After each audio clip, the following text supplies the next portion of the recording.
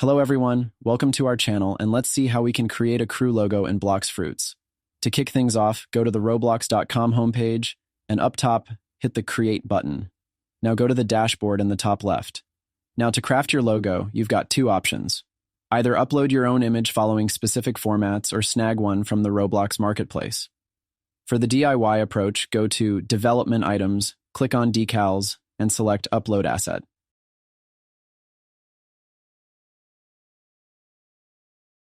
Upload your image, give it a name, and hit that upload button.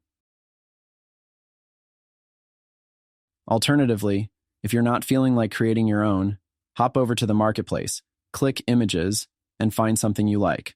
Once you've got an image, click on it, and in the top corner, hit Get Decal. To link it to Blox Fruit, head back to the Roblox homepage, go to your inventory, find Decals, choose the one you want, and copy the library link.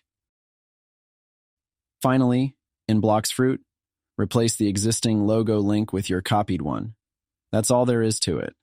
I hope this video was helpful. Make sure to hit the like button and also subscribe to our channel for more helpful videos.